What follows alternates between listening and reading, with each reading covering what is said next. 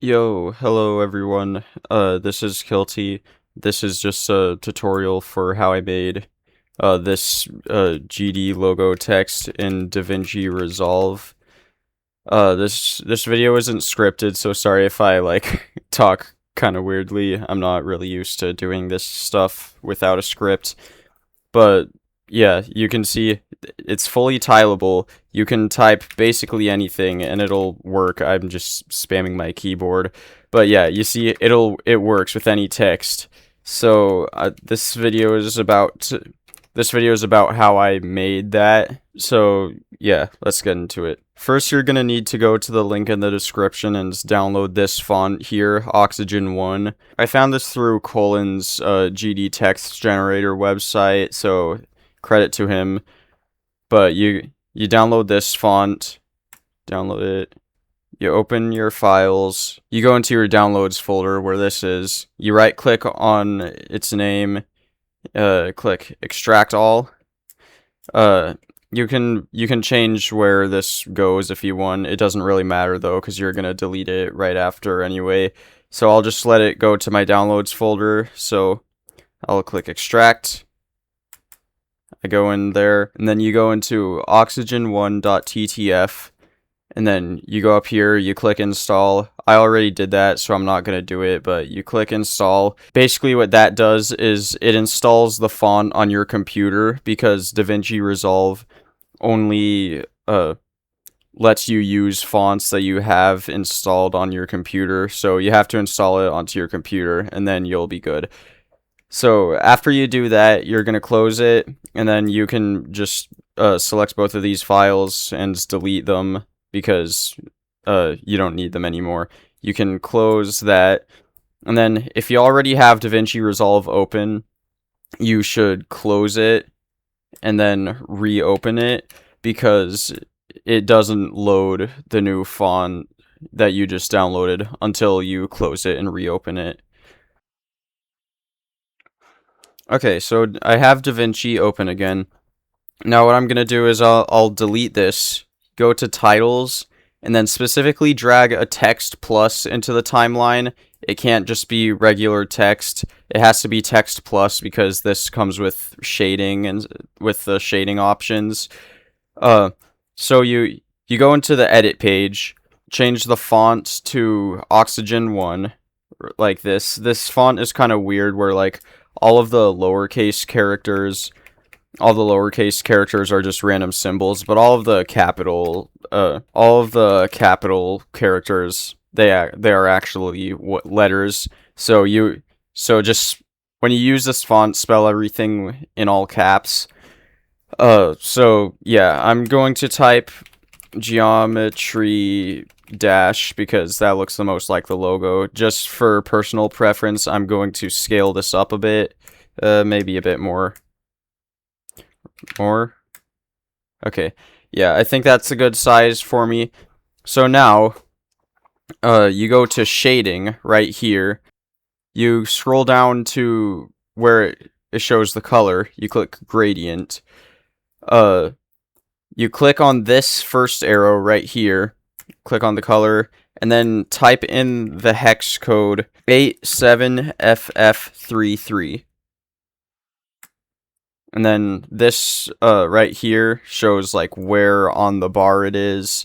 So this isn't the most specific number, but I set it to 0.51 because it's a nice hundredths decimal. And then this one, you click on this arrow as well, click on the color, and then you type in the hex code CCFF54. And that's good. And then you set this to 0.52. So this, as you can see, kind of makes it look like there's a line through the middle. It splits the colors. And then what you want to do is click on the 2 right here, red outline, enable red outline. It's red right now, but we can change that if we scroll down and we just change the color to black. But it's pretty thin, so we have to set the thickness to 0.07. So there we go.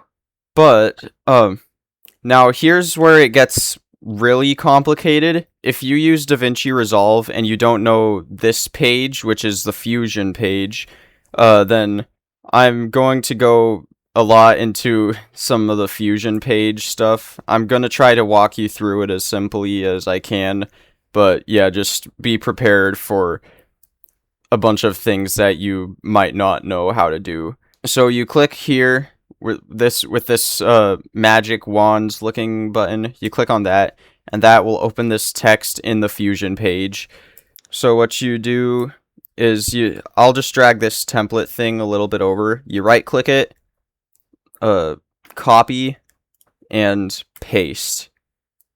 And now you press Shift and Space on your keyboard at the same time. That should bring up this menu. Search merge. Drag this merge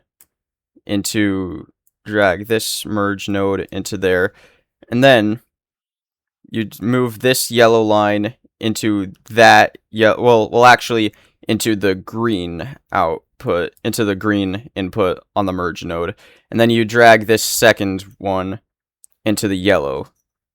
This might be a little bit confusing, so I'm sorry, but just make sure that when you're doing this in Fusion, make sure that template without the _1 goes into the green input on the merge node, and template with the _1 goes into the yellow input. Is that clear enough? I hope so.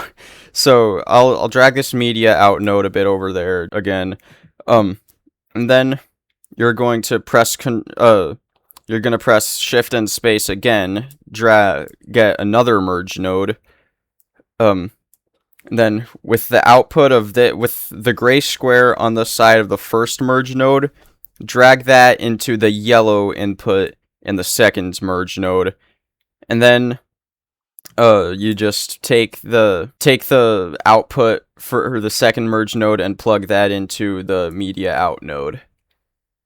And so now we're gonna edit this node, the template _1. Go into shading. This has the copied settings from the first template node, so we have to edit it a bit. We have to set the thickness here to 0.11, and then set the color to white.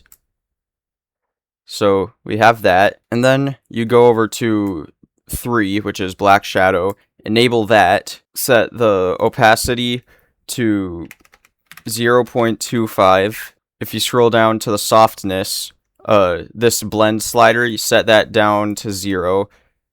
Click this arrow next to position, change offset X to 0.1, and offset Y to -0.075.